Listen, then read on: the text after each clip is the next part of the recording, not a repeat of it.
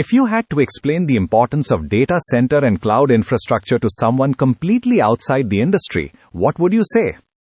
I will just relate the data center to the human anatomy, right.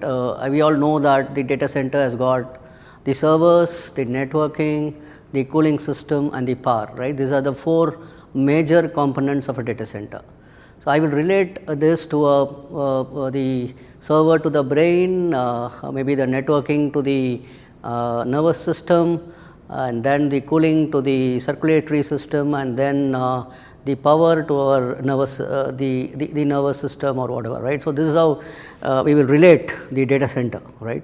So, the brain of the data center is the servers, right. We need to have these servers which will actually have whatever information that we need stored into that and being served to the person who want to consume it. And then the networking, without our nervous system nothing works. So, we need networking, right, and the cooling is the circulation, the blood circulation that happens within, right.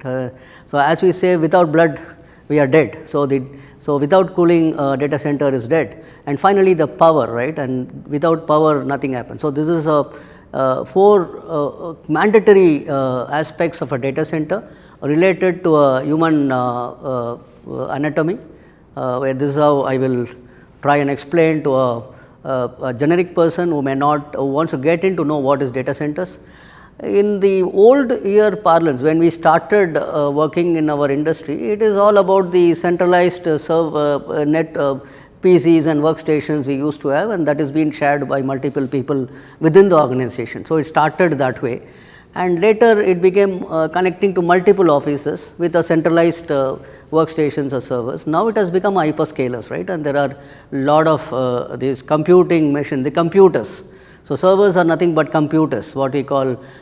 So, these computers interconnected, then prevention of heating, and then your final stage is power, which triggers them to work, and then the residing applications inside, which is about our thought process, right. As a human being, if we stop thinking, then we are not human. So, the applications that reside within, which we consume, whether it is healthcare or education or a ERP or any other application that we look at, this is the thought process as a human being, right. So, this is how the human anatomy and the data center relates to itself. How was your experience here with Team Marksman? When I entered today's conclave, I just entered the kind of hospitality, the first in, always whenever you go somewhere, there was a person from Team Marksman who come and receive you, right. That is where the first thing starts. So, I felt really comfortable while entering into the conclave,